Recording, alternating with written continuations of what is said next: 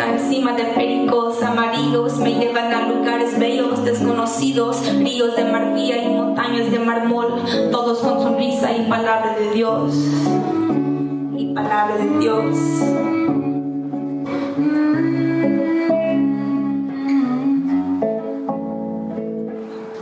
Lugar de descanso donde todos dan pedazos. Viva el amor y nadie quiere dar putazos. Claro que peleamos, repararemos al rato. Cuéntame tus pensamientos, yo te hago caso. Mujeres poderosas y hombres de miel. Oraciones, oros como sangre y piel.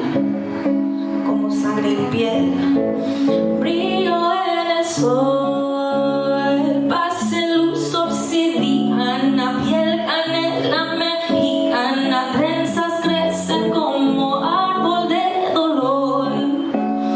Las semillas son plazadas. Tengo fuerza en mi alma, pero mano delicada día voy. Para el pueblo en mis sueños el viaje de valor.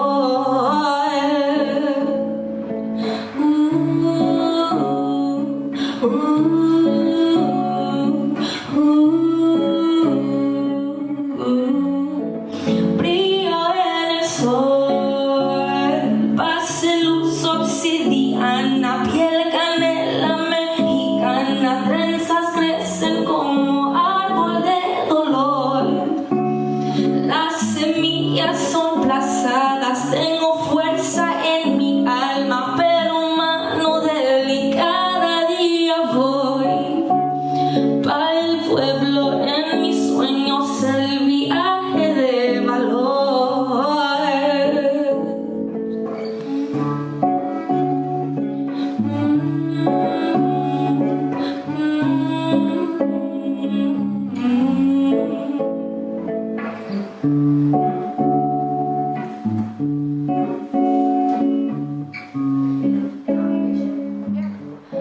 My name is Marissa Frausto, but I go by Frosty, and I am 22 years old at the moment. I feel like I'm 22 going on 30. So I currently work in healthcare during a pandemic, so that's been definitely an interesting experience. But at least I'll be able to say that, you know, I was there, I worked through it, and I helped as much as I could.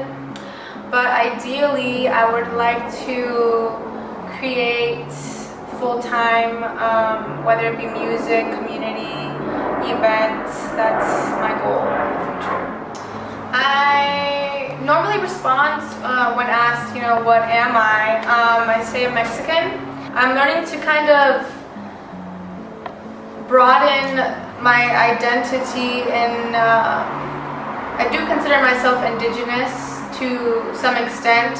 I know different people have different definitions, but I do my best to try to like decolonize myself and my identity. And just like people aren't super enthusiastic about saying I'm American, you know, like there's people in Mexico that aren't super enthusiastic about saying I'm Mexican, you know, but definitely is a part of who I am.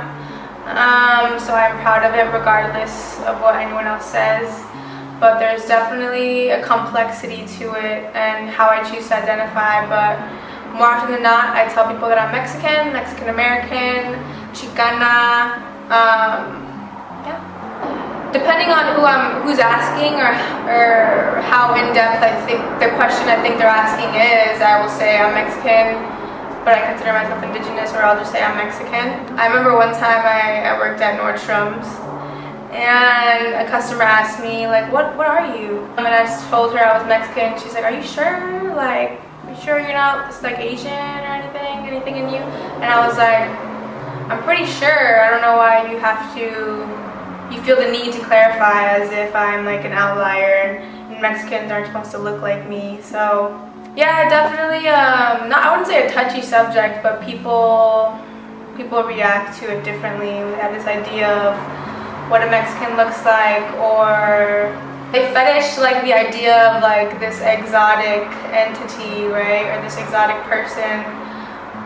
When I was like in middle school, I remember I went over to one of my white friends' neighbor's house, and they felt the need to tell my dad, oh, your daughter's beautiful, she looks so exotic. And I was like 12, I was very confused, but yeah, I'm Mexican. I wouldn't say, and people even refer to me as exotic. I'm like, I'm more indigenous than exotic, if anything, so that doesn't make sense to me. But I can't remember exactly the first time I heard the word Chicana, but it was probably in a movie, like maybe like La Bamba or something. But the way I would define Chicana, and I actually was talking to my coworker recently about this, because once again, definitions get kind of sticky when you ask different people. They all have different perspectives on what identities mean, but personally I think that Chicana means someone who currently lives in America, the United States of America, but has ancestry in Mexico, because there's that saying, we didn't cross the border crossed us. So when I think of Chicanas, I think of people adapting to this culture, the American culture, but still staying true to their indigenous roots, or their roots in Mexico. And when I think of Chicanas, I just think of people who, specifically women who are, or femme-presenting people who really ride for their culture and are proud of who they are. And I've always looked up to them and wanted to be them. And I do know that with this modern idea of what a Chicana is, there's a certain style, right? You like the zoot suit sort of Chicana who wears like baggy pants, and maybe Cortezes and stuff. And then I do appreciate the aesthetic, but I know it's a lot more than just that. So a true Chicana kind of, to me, I believe, is proud of where she's from. And it's also very difficult to be a Chicana because there's that one saying, ni de aquí ni de allá. So you don't fit in America because of your customs are a little bit different than what we've been socialized to believe. But you don't really fit in Mexico because you're kind of Americanized. So it's kind of like a little bit of both, and you have to really dig to find who you are truly. And I think that's always a very, very tough journey for people of any ethnicity to find out, that identity of the self. But I believe that if you truly find yourself, I was talking to my friend Sammy yesterday, and we were talking about knowing more about your ancestors and your culture. And I think that if you truly find yourself, you will find them, because you are a reflection of them. So not trying to mimic anything else that you see, but being 100% authentically yourself, you can find your ancestors there. And just as when you read about your ancestors, you can also find yourself, because you can piece together, oh, well, that's why I do those things. I didn't really know that, but it makes sense now. So to me, being a Chicana is just like balancing both of your identities, or all of your identities, but being true to all of them at the same time is pretty tough. I identify to label Chicana, I would say pretty strongly. I recently started calling myself that exclusively, as opposed to, you know, Latina or Spanish or Hispanic, because I feel like the word Chicana, it even kind of sounds a little bit more indigenous, like it rolls off the tongue a little bit better. Reminds me of more like a Nahuatl word. But I identify as a Chicana much more than I identify as a Latina or as a Hispanic woman, because I would like to acknowledge my ancestors of color. And I think that by labeling myself or identifying as a Latina or as a Hispanica, I'm kind of erasing that part of me. So I like referring to myself as a Chicana, because in that way it states that I do have, you know, Mexican blood, but I live in America. So I think that's like a really nice umbrella to live under for now. It might change later, but yeah. So my family is all from Mexico. I am second generation, so both of my parents were born here in America, but my grandparents were all born in Mexico. My dad's side is from Tepic, and my mom's side is from Torreon. Kind of a little like mid to like southern Mexico, and yeah, they both of my grandparents emigrated here. Probably I think around the 70s, and it took them a while to assimilate to the American culture. So in that process of trying to adapt to becoming an American, I feel like some of my family's traditional customs were kind of lost, and that does make me sad. But I do know that it's my duty as someone who understands, you know, history and why my grandparents felt the need to assimilate so much, to unassimilate and decolonize, I think is equally as important, because now we are living in a world with a different sort of consciousness where we embrace, you know, different cultures, and it's okay. Whereas opposed to when my grandparents first came here in America, that wasn't the case, and in fact, people would get shamed for speaking Spanish and like shunned and sometimes punished, like in school. So still trying to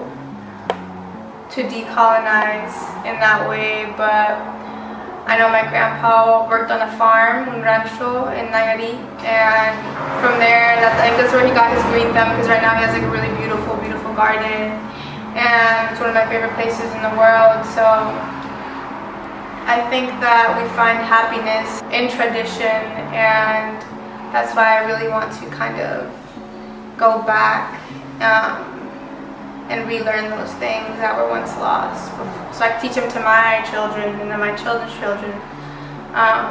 But yeah. So I grew up in the first 7 years of my life. I lived in San Clemente, which is like South Orange County.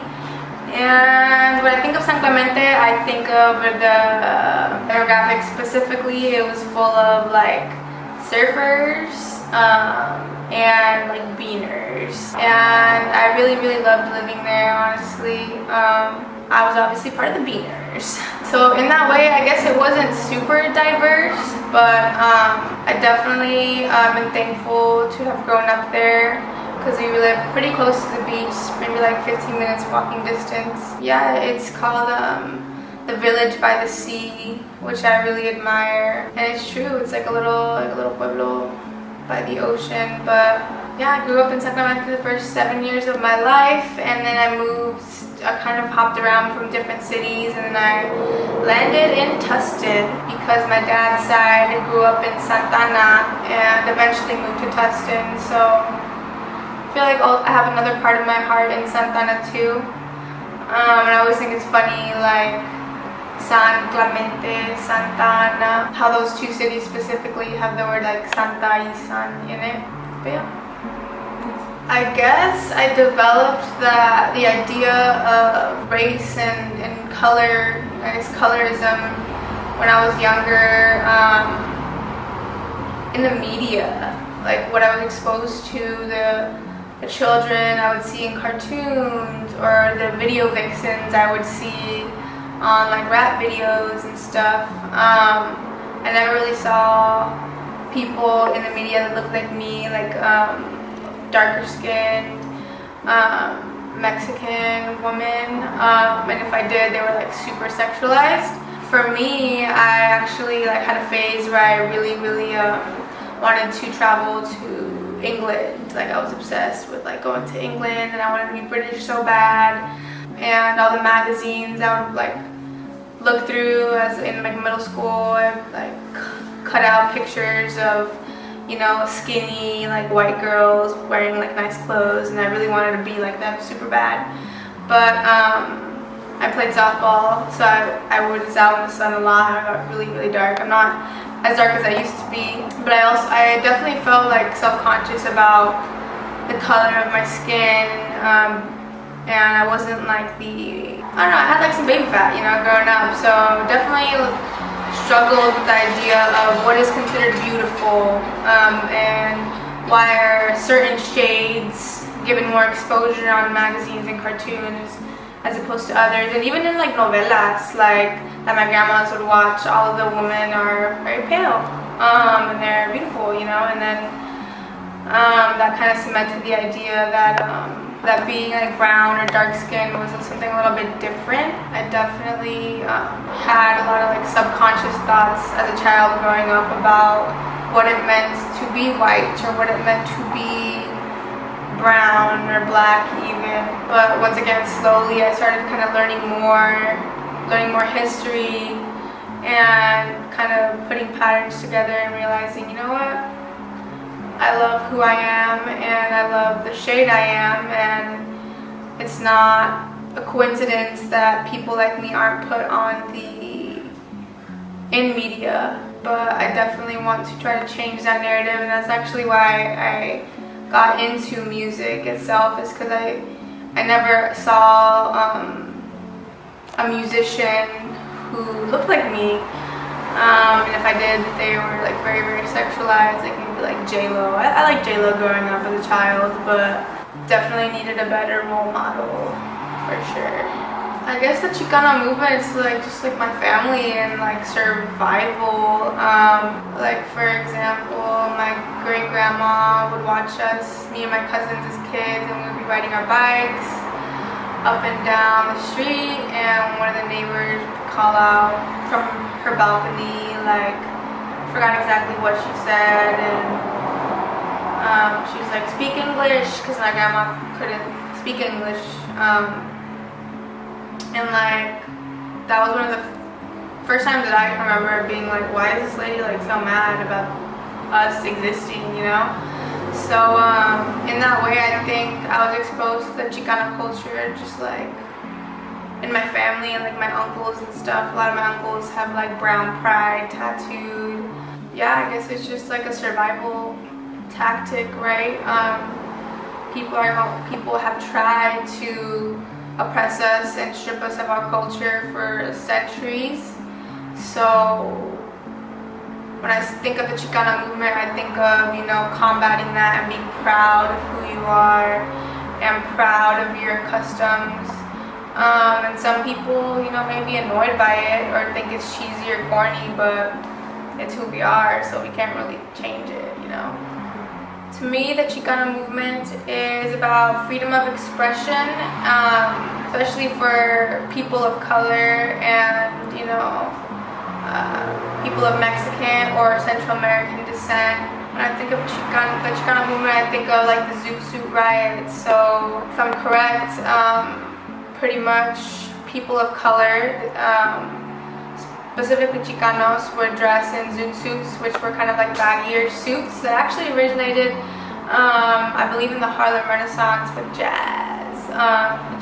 Black jazz performers would wear larger suits to be able to dance and move in. And I guess, you know, us Mexicans were like, ooh, that's a cool style. So Chicano started wearing that sort of trend, and it was looked down upon in society because we were, rebels or trying to break these social norms, and it was associated with like gang culture and women who hung out later at night, because this is still in a very sexist, time frame. Women who would hang out with people who wore zoot suits or who were seen as Chicano were seen as very promiscuous. So when I think of the Chicana movement, I just think of Chicanos having the freedom to do whatever they want.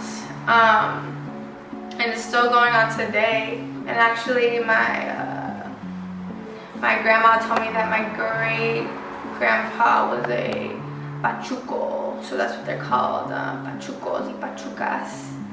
That's also what comes to mind when I think of the Chicana movement. And it's funny because I didn't know that. I didn't know that my great-grandpa was a pachuco. He was also a boxer. But yeah, like I see it in myself, and it's one of those things I was mentioning earlier, how by just being yourself, you're living, you're pleasing your ancestors. Because I would wear baggy pants and like tube tops and whatnot, and I look at pictures and I see my grandpa wearing similar things, and I'm just like, oh, that's cool. I didn't know that. Growing up in school, I always wondered when we talked about like the Jim Crow laws and racial segregations. You learned about the injustices that Black people faced, and rightfully so, right? That is painful American history. And it needs to be taught, but I always wondered how brown people were treated too. So I'm not too familiar with Chicano history, to be honest, but one of the things that I'm very proud of, I don't know, there's so much, and I feel like a lot of the people that have been fighting for so long didn't get the exposure that they deserve. But I know that there was, the grape protest, or there's a bracero program where America needed laborers, so they brought in a whole bunch of Mexicans. In the process, they sprayed them with some chemical that was very dangerous. I forgot what it was. But yeah, so America needed laborers. They brought in people from Mexico, and people from Mexico realized that they were being exploited, so then they did a protest. And they stopped, picking fruit for the American people to get their point across. But yeah, there's been a lot of different things that I'm proud of in the Chicana movement. The ones that I can think of off the top of my head are very like personal, like just things that I know my grandma has gone through, and my grandpa's, and I feel like they're not my stories to tell, but I'm just proud of the people as a whole, because people think of, Mexicans or Chicanos, we are a very, very hardworking community. I pride myself in that.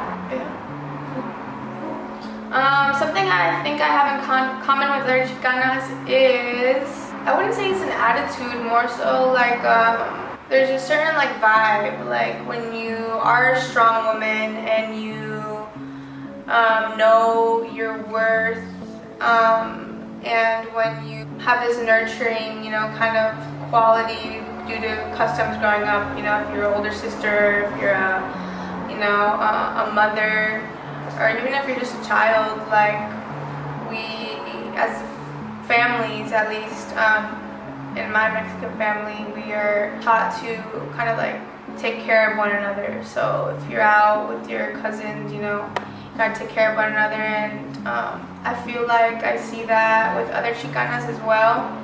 But there's also like that, once again, I wouldn't say it's an attitude, but just like a vibe, like I'm here, I know my worth, don't try me, because I've been tried, and I'm not the one. So I guess that's what I really like identify with. And when I see another Chicana, and I know, and everyone's different, everyone has their own things, but compared to some other cultures where everyone's just like, oh hi, like yeah, let's talk.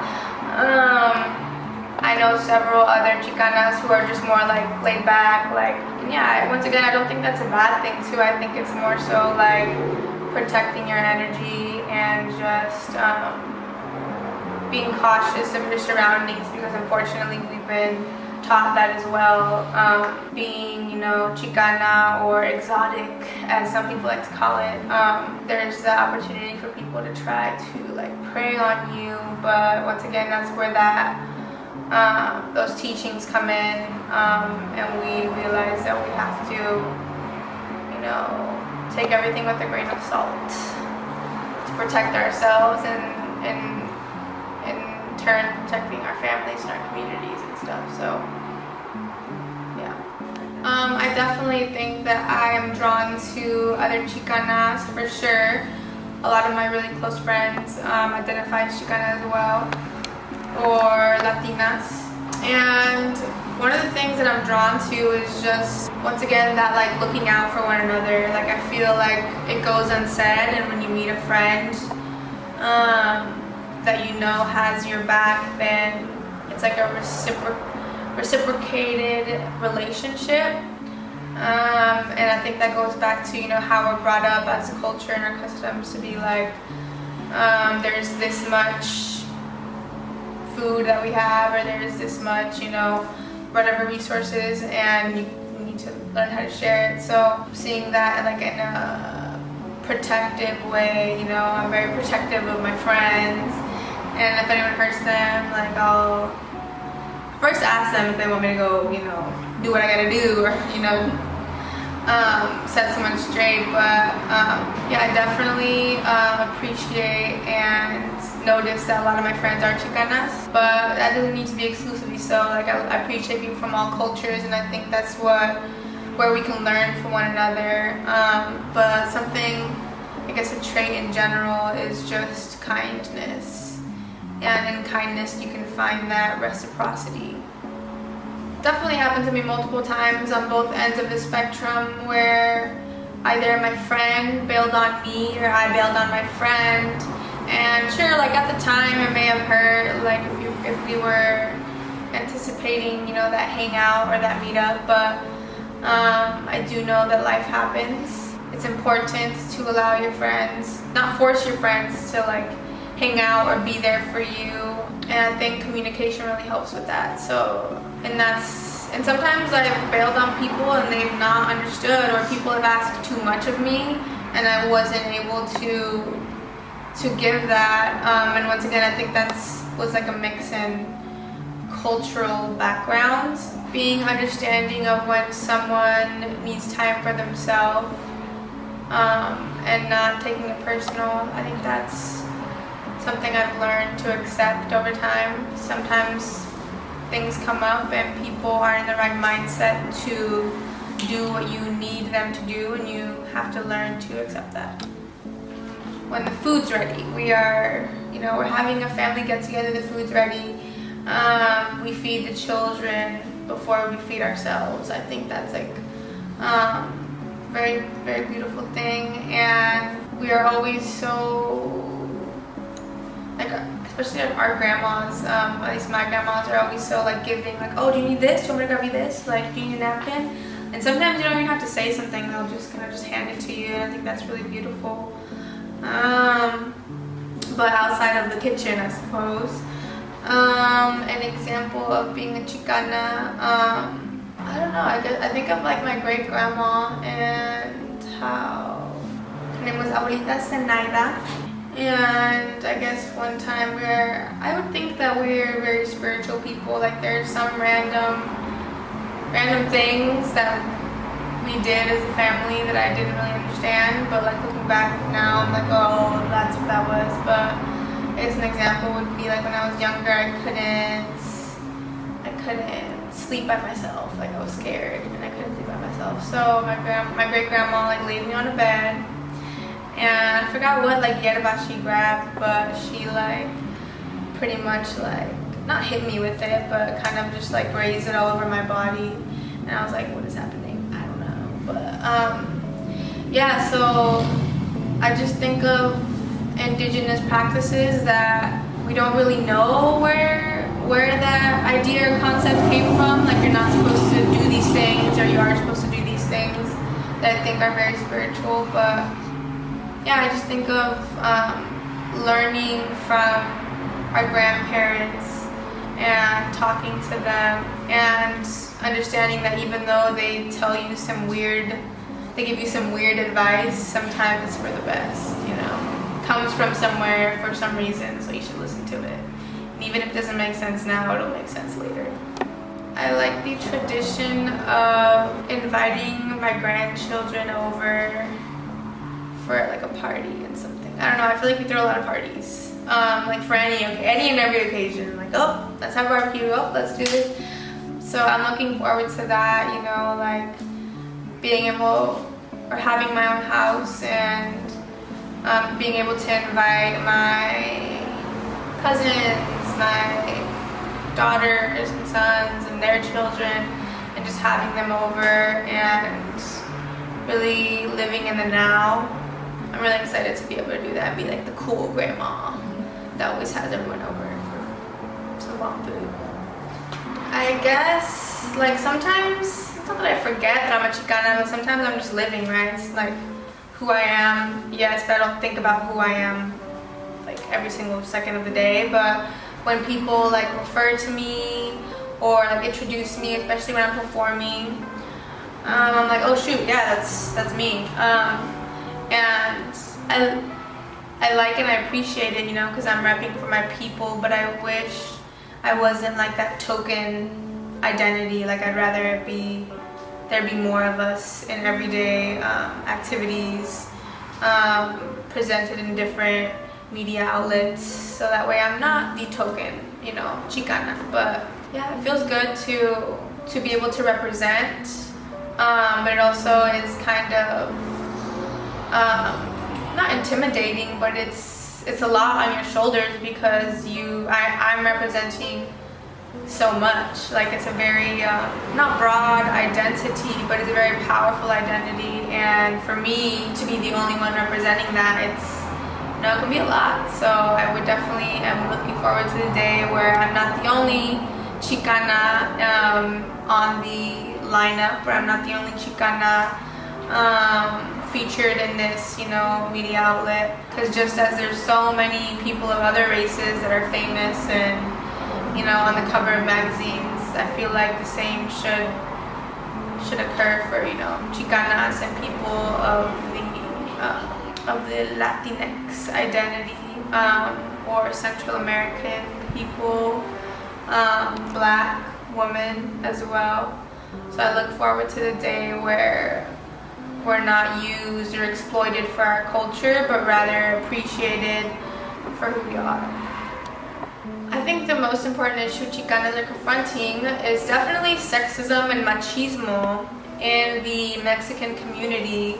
I've already experienced, you know, some in the music industry, and I know that the more exposure I get, the more people I talk to, I'm definitely going to come across it again, but unfortunately it's not something I can avoid. The only thing I can do is change my surroundings or change the norm. So speaking up, advocating for not only myself but for other people, so that when the next person of any color comes through, or the next woman of any color comes through, they can feel equally as safe. But definitely machismo, I think, is something that Chicanas are trying to abolish from our culture. And it is kind of present in the Mexican culture and the Chicanx culture in different ways. And it's important to combat those traditions, because just because it's tradition doesn't mean that it's okay or that it's right. Yeah, I think, at least for me as a Chicana, one of my biggest things that I'm trying to tackle is machismo. And when I talk about machismo, that means, you know, just men controlling women, women being sexualized as only, you know, these fetishized objects, and just changing it up, you know, changing the narrative, and showing people that Chicanas can be educated, outspoken, kind, and conservative when they want to be. So what I'm personally kind of working towards. I think the most important lesson for Chicanas to carry with them is being proud of your culture and your traditions and reconnecting with them. So decolonizing yourself and your thoughts, and really loving and appreciating your culture, but doing so, you know, out of pure love and desire because you want to reconnect with your culture, not because you know that your culture can be commodified. An example of that would be like the movie Coco. I had mixed feelings about that movie when it first came out because on one hand it's nice to finally have your culture be presented in media, but it's also difficult because you have people who want to trademark, you know, Dia de los Muertos, which is something that is very, very valued in the Mexican culture. And so just finding that balance between being your authentic self and reconnecting with your indigenous roots, but not allowing that to be exploited. And once again, I'm still, you know, learning that lesson myself, but I'm very excited to see the next generation of Chicanas demand justice and be able to speak up against the system without fear, you know, retaliation by the state. But yeah, like going back to, I guess, a tradition that I appreciate in my family. I really do admire Dia de los Muertos, and it does come from indigenous roots, and I believe the Aztecs or the Mexica would worship the dead for like a month, a whole month, but due to colonization it kind of got watered down and we are left with, you know, 2 days. There's a day for the children where we honor the children who have passed, and there's a day where we honor the adults who have passed, and we leave offerings on their altars. We put up pictures of them and light candles and talk about stories of when they were alive. And there's this saying, you die twice, once when your body dies and another time when your name is said for the last time. So remembering our ancestors who passed and telling their stories, sharing them, and really relishing in the past and not being sad about it, but understanding that it made us who we are today, and they were in our life for a reason. But yeah, I think just in general, being a Chicana, there's no like handbook for it. No one tells you a handbook, and if someone does, then you know you really got to question, okay, who are they? What authority do they have over me to tell me what I am and what I should identify as? But it's important to talk to and learn from the lessons of people who've already done what you're trying to do. So when you talk about the Zoot riots, when you talk about cholas too, with the like super thin eyebrows, it's crazy for me to see, you know, people, influencers, like dress all like choloed out, and it be like a trend, and them getting, you know, praised for it when people would make fun of like my mothers and aunts for looking like that or having super thin eyebrows. Like they would make fun of them for that, but now it's like trendy. So I would, and I think it's going back to, you know, not commodifying the culture, which I think happens to all cultures, you know, the whole idea of culture vulture, but realizing that it's more than just the aesthetic. It's more than just, you know, the handbook. Someone tells you this is what it means to be this. It's, you know, finding it within yourself and within your family and your community. Asking yourself, this is only a small part of you, right? But it's also every part of you. So figuring out where your character lies in that definition and not confining yourself into this box of just being Chicana, but being so much more, right? So you can either dig deeper into what it means to be a Chicana and in that way decolonize, or you can, you know, break out of the box and be whatever you want to be. So not limiting yourself to just one thing, I think is important.